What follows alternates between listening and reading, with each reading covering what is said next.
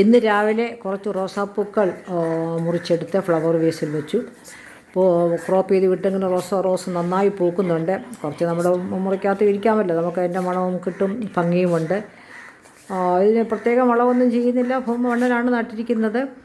ഇന്നത്തെ കഞ്ഞിവെള്ളം ഞാൻ സൂക്ഷിച്ച് വെച്ച്, അരി വാർക്കുന്ന കഞ്ഞിവെള്ളം സൂക്ഷിച്ച് വെച്ചിട്ട് നാളെ വൈകിട്ട് അതിനകത്ത് കുറച്ചുകൂടെ വെള്ളം ട്രിപ്പിൾ ഇരട്ടി വെള്ളം ചേർത്ത് റോസയുടെ മൂട്ടിലങ്ങ് ഒഴിക്കും. അതുമാത്രമല്ല, അപ്പം ചൂടായി തുടങ്ങിയല്ലോ, നല്ല വെയിലാണ് 2 ദിവസം കൊണ്ട്. അപ്പോൾ അതിന് വെള്ളവും കിട്ടും, കൂട്ടത്തിൽ ഈ കഞ്ഞിവെള്ളം കൂടെ ഉള്ളത് കൊണ്ട് അതിനൊരു ചെറിയൊരു വളവുമാണ്. പണ്ടൊക്കെ കഞ്ഞിവെള്ളമൊക്കെ വാഴമൂട്ടിലൊക്കെയാണ് ഒഴിക്കുന്നത്. ഇപ്പോൾ ഇതിങ്ങനെ റോസയുടെ മൂട്ടിൽ ഒഴിക്കുന്നുണ്ട്. ധാരാളം കൊച്ചു പൂക്കൾ, ഞാനും പൂക്കൾ എടുക്കുമ്പോഴും അതിന് പുതിയ പൂക്കൾ വന്ന് തുടങ്ങുന്നുണ്ട്. അപ്പോൾ ഈയൊരു വെള്ളവും കൂടെ, ഈ കഞ്ഞിവെള്ളം കൂടി നേർപ്പിച്ച് കുറച്ചേറെ ഒരു അര ബക്കറ്റോളമൊക്കെ വെള്ളം ഒഴിക്കുകയാണെങ്കിൽ അതും നല്ലതായിട്ട് അതിന് വെള്ളവും കിട്ടും, അതിന് ധാരാളം പൂക്കുകയും ചെയ്യുന്നുണ്ട്.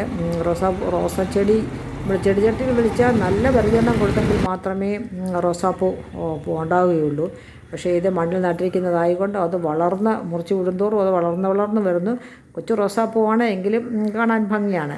ഒന്നിച്ചിരുന്ന് കാണുമ്പോൾ വീടിൻ്റെ മുൻവശത്ത് ഇടതുവശത്താണ്, ഭംഗിയാണ്. അപ്പോൾ വീട്ടിനകത്തും കുറച്ച് പൂക്കൾ മുറിച്ച് വെച്ച് കഴിഞ്ഞാൽ അതും ഭംഗിയാണ്, നമുക്ക് വീട്ടിൽ നിന്ന് കാണും. കൂട്ടത്തിൽ നമ്മുടെ മണി പ്ലാന്റും ഉണ്ട്.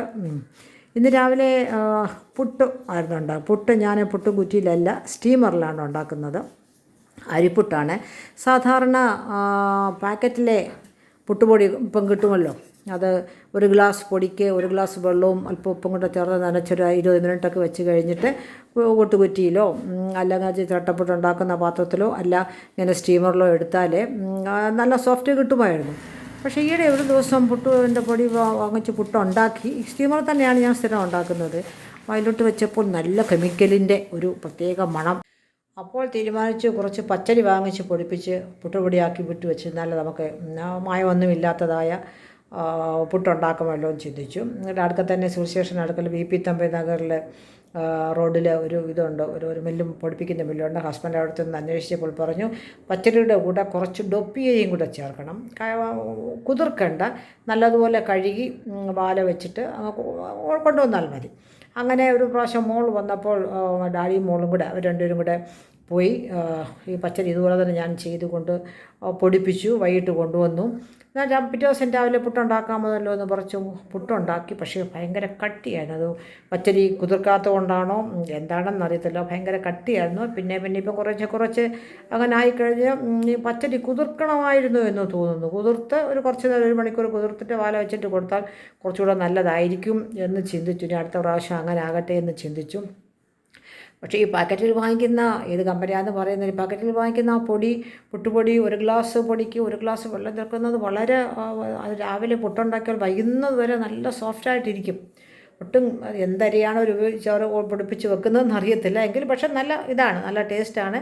എന്തെങ്കിലും പുട്ടും പഴം അല്ലെങ്കിൽ കറി, എന്തെങ്കിലും കടലക്കറി എന്തെങ്കിലും കൂട്ടി കഴിക്കാനായിട്ട് നല്ലതാണ്. പക്ഷേ ഇപ്പോൾ ഞാനൊരു 4 കിലോ പച്ചരിയും 1 കിലോ ഡൊപ്പിയരിയും കൂടെ ചേർത്തിട്ടുണ്ട്. അടുത്ത പ്രാവശ്യം ഒന്ന് കുതിർത്ത്, സാധാരണ ആരെങ്കിലും ഈ വീഡിയോ കാണുകയാണെങ്കിൽ നിങ്ങൾ പുട്ടിന് പൊടി മില്ലിൽ കൊടുത്ത് പൊടിപ്പിക്കുകയാണെന്നുണ്ടെങ്കിൽ ഒന്ന് കമൻ്റ് ഇടണേ, എങ്ങനെയാണ് അത് ചെയ്യേണ്ടത്. ഞാൻ 2 പെൺമക്കളുടെയും വീട്ടിൽ അന്വേഷിച്ചപ്പോൾ ഒരിടത്ത് പച്ചരി മാത്രമേ ഉള്ളൂ, പക്ഷേ നല്ല സോഫ്റ്റാണെന്ന്. അവർ പൊടി നനച്ചിട്ട് മിക്സിയിലൊന്ന് പൾസ് ചെയ്യും, അതുകൊണ്ടായിരിക്കും ചിലപ്പോൾ സോഫ്റ്റായത്.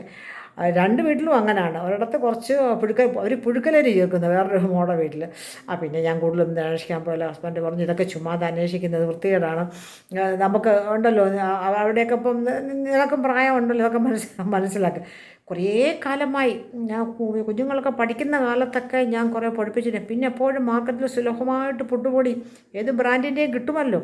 നമ്മുടെ കുഞ്ഞിലൊക്കെ ആണെങ്കിൽ അന്ന് അരി പൊടിപ്പിക്കുന്ന മില്ലൊന്നുമില്ല, റൈസ് മില്ല് മാത്രമേ ഉള്ളൂ. അന്നൊക്കെ നമ്മുടെ വീട്ടിലെ അരി കുതിർത്ത് ഇടിച്ച് ഉരലിൽ അല്ലെങ്കിൽ ആട്ടിലെവിടെ ഇടിച്ച് അത് പിന്നെ ഇടഞ്ഞ് വറുത്ത് ഒക്കെ സ്റ്റോക്ക് ചെയ്ത് വെക്കുന്ന, എത്രയും ആഴ്ചയിൽ ഒരു 1, 2, 3 ദിവസം എല്ലാ വീടുകളിലും ഇങ്ങനെ പുട്ട് ഒരു ദിവസമുണ്ട്, ഇഷ്ടംപോലെ തേങ്ങയുണ്ട്.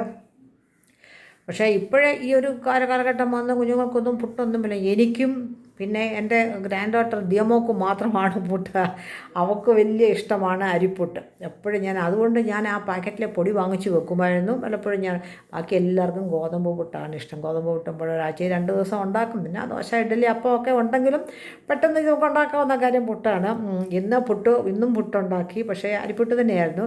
പക്ഷേ ഏത്തപ്പഴമായിരുന്നു, അതും കൂട്ടി കഴിക്കാൻ പറ്റും. പിന്നെ ഞാൻ ഒരു ഏത്തപ്പഴം എടുത്ത് വട്ടത്തിലരിഞ്ഞ് തൊലി കളഞ്ഞ് വട്ടത്തിലരിഞ്ഞ് ഇതിൻ്റെ പുറത്തോട്ട് തന്നെ ഇട്ടു. എന്നിട്ട് സ്പൂൺ കൊണ്ട് നമ്മളൊരു ജസ്റ്റ് ഇടയ്ക്കിടയ്ക്കൊന്ന് ഹോളിട്ട് കഴിഞ്ഞാൽ ഒരു 10 മിനിറ്റ് ഹൈ ഫ്ലെയറിലും പിന്നെ ഒരു 5 മിനിറ്റ് ലോ ഫ്ലെയറിലും ഉണ്ടാക്കിയിട്ട് നല്ലതായിട്ട് പുട്ട് കിട്ടും. പെട്ടെന്ന് ഉണ്ടാക്കാവുന്നതാണ്. രുചി ഇപ്പം പൊടിപ്പിച്ച പൊടിയായതുകൊണ്ട് ധൈര്യമായിട്ട് നമുക്ക് കഴിക്കാം. ഈ പാക്കറ്റിലെ എല്ലാം മോശമാണെന്നല്ല പറഞ്ഞത്. ആ പ്രാവശ്യം അവർ എന്തായാലും ഇച്ചിരി കെമിക്കൽ ചേർക്കാതെ ഈ അരിയുടെ പൊടിയൊന്നും കൂടുതൽ കാലം കേടാകാതിരിക്കാനായിട്ട് അവർ ചെയ്യുന്നതാണ്. അത് ഇതിൻ്റെ ക്വാണ്ടിറ്റി അല്പം കൂടിപ്പോയത് കൊണ്ടായിരിക്കാം. അതുകൊണ്ട് കുഴപ്പമില്ല. അപ്പം എല്ലാവരും ജസ്റ്റ് ആരെങ്കിലും ഇത് ഇപ്പോഴത്തെ ലേറ്റസ്റ്റായിട്ട് ഇങ്ങനെ അരി പൊടിപ്പിക്കുന്നവരുണ്ടെങ്കിൽ കാണുകയാണെങ്കിൽ ഒന്ന് കമൻ്റ് ഇടണേ. ഏതാണ് ഈസി മാർഗം, നല്ല സോഫ്റ്റായിട്ട് കിട്ടുന്ന പുട്ട് ഏതാണ്?